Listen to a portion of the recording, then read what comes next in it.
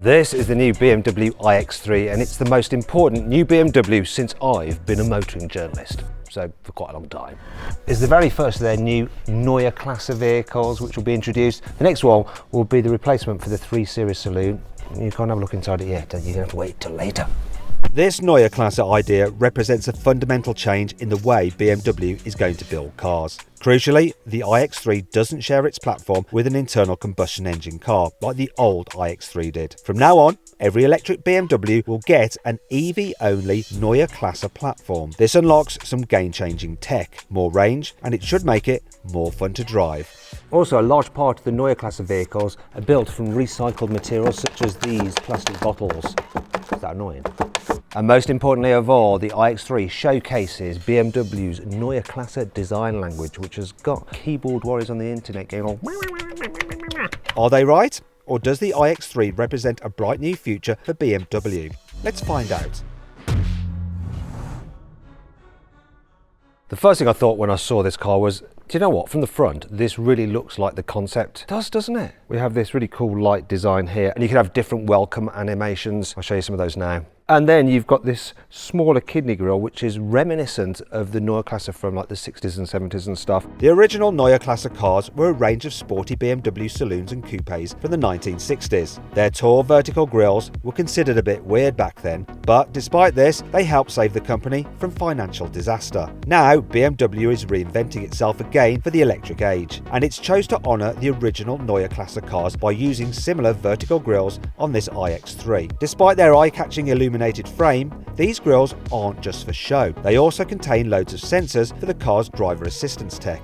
Moving down the side here, we've got air breathers to smooth airflow over the wheels, improve the aerodynamics. Really important, of course, on an electric car. Then down here, this is your lower grille for battery cooling, which can shut if you don't need any cooling, but you need improved aerodynamics. Now, if you look at the bonnet, you'll notice it's recessed here. This helps smooth the airflow yet again, and it looks kind of cool as well, doesn't it? Biggest thing to note, though, is this. BMW have redesigned their logo. They've been much better at it than Audi have. In the past, you would have like a chrome round the propeller and it'd be divided up with chrome as well, and the chrome was very shiny chrome. Here, they got rid of the chrome in the propeller. It's just divided by little segments. Kind of reminds me of Lego in a way. I don't know why, but I like it. Also, the chrome is sort of like smoke chrome. Good job, guys. Right, moving down the side, alloy wheel sizes go up to, what are these? Are these 21s or 22s? 22s! And these are like the aero wheels, so they have like this plastic covering here in between the spokes to help, once again, reduce drag, improve airflow. Moving down the side, this is where I'm a little bit disappointed compared to the concept car. That seemed to have slightly more angular sides. This is a bit more rounded. It's a bit of a shame because while I really like it from the front and it seems super modern, from the side it's less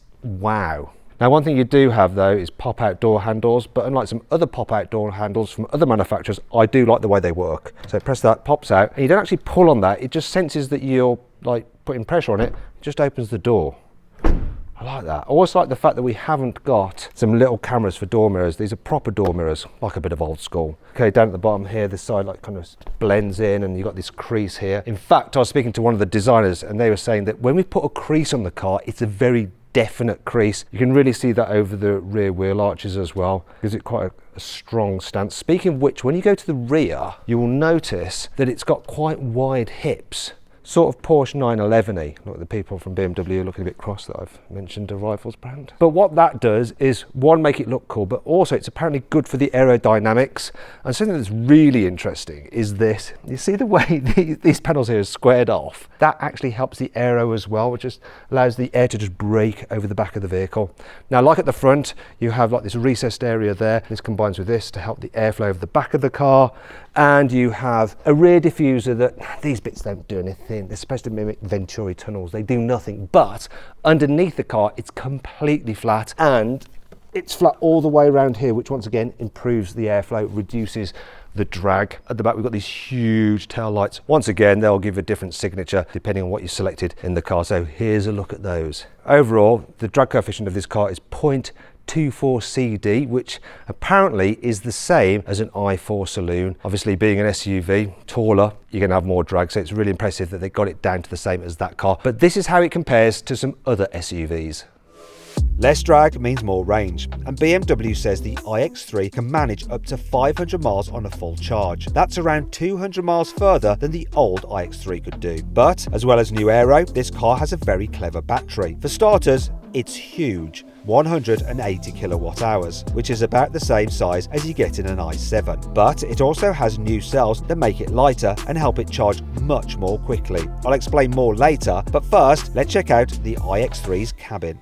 Visually, this interior is pretty special. It's more wow than the exterior. So futuristic. The thing that makes it really futuristic is this clever heads-up display you've got there. Basically what's happened is you've got the windscreen with the black panel there. You've got quite a raised bonnet, so this sits below the bonnet, and you've got little projectors just projecting this stuff on the screen. Now you can actually change some of the information on there, the stuff over to the right side, because that stuff in front of you which has your speed and stuff like that, that has to be there by law. On top of this full widescreen heads-up display, there's also a traditional heads-up display which actually projects things on the main part of the windscreen, so you can look through it and see the road and read things like your speed and stuff. It just looks like you're in a spaceship. To be fair, the information on there is pointless, and I could completely live without it, but it just makes this car feel new and different. Then we've got this new infotainment screen here. Interesting shape, I quite like it. You know, it's better than it just being like an iPad. It's very responsive, look at that, the graphics are super sharp, it's very fast. Yes, I know that they've got rid of pretty much all buttons, so everything is done through here or by voice activation, which can be a bit annoying when you're messing around like with the climate control. And yeah, you have to move the air vents about by doing this, which, while cool, is not as easy as going like that, is it, with like a little knob? But it just looks cleaner, the design looks cleaner. Anyway, back to the infotainment screen. Big improvement over the previous BMW iDrive system. They sort of lost their way, it got super confusing. This one is much simpler. You can put various shortcuts on here like this. When you go into car, it's got everything you need for your car, sorting out different settings and stuff like that in one place, so it's much more intuitive and quicker to use than before, so thank goodness for that. And one thing you're going to be going into is this: assistant systems, turn off speed limit warning, off, goodbye. Now there's other things you can do on here as well. You can connect your phone wirelessly, Android Auto, Apple CarPlay. Overall though, this system seems like a big improvement to me. What's less of an improvement is this: you have touch sensitive buttons now on the steering wheel. I prefer actual physical buttons that you feel click, but these do have haptic feedback, which is quite clear, much better than the haptic feedback you get on some other manufacturers' steering wheel buttons. So they really do vibrate, so you know that you're hitting the right thing. And this does look futuristic, and the wheel itself is really cool. Once again, it's a bit like you'd imagine you'd use to control some kind of spaceship. I like it a lot. I like it a lot.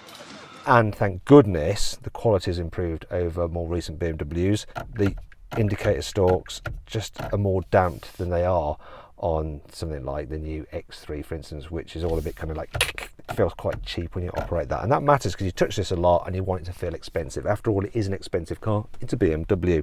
Speaking of materials, generally really nice. All the materials that you touch higher up in the vehicle, this kind of fabric on the dash, I'm liking all of this. It's only when you go a bit lower down and it feels a little bit more brittle, scratchy plastic, but it doesn't feel cheap. Seats certainly don't feel cheap. These are actually vegan leather. It feels really nice. There is no reason to have leather when this feels this good. And look at the headrests. Quite like this headrest. They move sort of like up and out. It's interesting. In terms of storage, look, see, we've got some storage under here. Old school 12-volt socket still. Keeping it real, even in this modern car. You've got your drive selector there, a couple of cup holders, USB-Cs there, and wireless charging. There's a big storage area under here as well. There like that. And the glove box is quite small. Door bins are big though, so that's nice and practical. One thing I have noticed is this vanity mirror. It's really rather small. This isn't small though, the rear view mirror. In fact, it doesn't need to be anywhere near that big because the back window is quite small. Oh look, it's got a camera in it. That's because if I hit that, we have a special security system. So all the cameras around the car, you can actually start them recording, and it basically acts like an all-round dash cam. And for security reasons, you can actually connect to the car via your phone app like you can with a Tesla and have a look around, so you're poking around your vehicle. Just look at this, loads of knee room here. Headroom's really good as well. Now sometimes with electric cars you can find that because the batteries are underneath the floor, you end up with your knees quite high like that, but here it's pretty good. You've got good under thigh support. You can also stretch out underneath the seat in front, so it's very comfy. And You can recline the seat backs. Plus look here, we have easy access ISOFIX anchor points, and as with many other BMWs, well, that's your cup holders there for your armrest. Oh no, that's the assistant. Anyway, it hasn't said anything. You have three-way folding seats. Down here we have the climate control. There we go. We've got two USB-Cs. Got decent sized door bins. We have windows that I'm sure won't go all the way down. They'll probably stop about there. A little bit better than I imagined, but still not the best. And one thing that is a bit odd, while you have like these little things here where you can like hang stuff off and like fit a device which will hold your phone or iPad, there doesn't seem to be any pockets on the seat backs. You know how I said that unlike other electric cars, you don't feel like your knees are too raised when you're sat in the back seats? Part of the reason is because of what BMW have done with the battery pack. So it's actually a structural part of the car. If you look on the other side, that is the actual underside of the car. And if you look on the top side, you can see the mounting points for the seats. It's clever. And what's inside this new battery is pretty clever too. BMW has moved from these square battery packs to these new cylindrical ones because it allows them to have higher power density. Right, so for every litre of battery, you can have more energy in them. Now, being cylindrical allows them to achieve that without the risk of, say, if something goes wrong with the cell, for it to have thermal runaway and the car to burst into flames. Now, the chances of a short circuit and that happening are very, very small, but due to safety regulations in lots of different countries, you have to minimise the power output of the battery just in case something like that happens. And when you have them square like this, if they're all packed in, they can transmit heat to one another if something goes wrong. Whereas if they're cylindrical, each battery is touching lots of other batteries, so they can dissipate their heat if something does go wrong much easier without this thermal runaway happening. BMW has also increased the electrical voltage from 400 volts, like the i5, to 800 volts, like in a Porsche Taycan. This means the iX3 can charge at up to 400 kilowatts using DC fast chargers, which is twice as quick as any other electric BMW. Now, you can add around 230 miles of range in just 10 minutes. But that's not the only clever charging tech you get with the iX3. There's a wide range of charging adapters you can get with the car, so you can get it to do different things. Vehicle to load can power large household appliances such as a fridge. Vehicle to home turns your car into an emergency battery to power your house in a blackout. And vehicle to grid means it can store surplus electricity from renewable energy sources when there's low demand and send it back to the grid at peak times. But how good is the iX3 at storing other things, like luggage? You can get the car with an automated tailgate. Let's see how good it is. Right, so sometimes they don't work, but will this one first go? Yep. Right, big capacity, 520 litres, which is 50 litres less than the X3, but it's not as bad as you might think, and I'll explain why in a moment. First though, I want to show you this. Let's take this out and this out, give it a yank. Come on, will it fit underneath the boot floor? I'm not sure that it will, but I've been told that it should. Really? It really does, look. Good work, BMW, good work. Right, fold down the rear seats. Why haven't they got releases in the boot? They haven't. And it's not there either. I've got to do a walk around.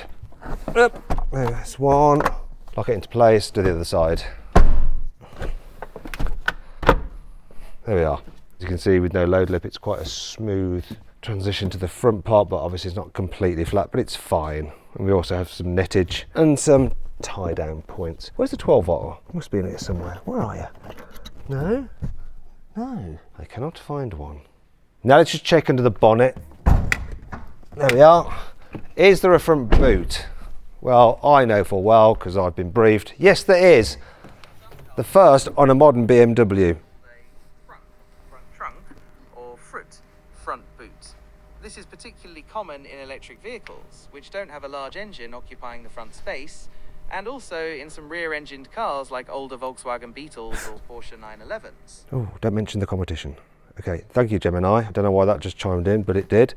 But BMWs haven't in the past, apart from I think the i3 ages ago, had a front boot. But here we are with 58 litres of space. So when you add that to the boot capacity, your total trunk space on the iX3 is ever so slightly more than the X3. The question is, do I try and sit in it with them sat there?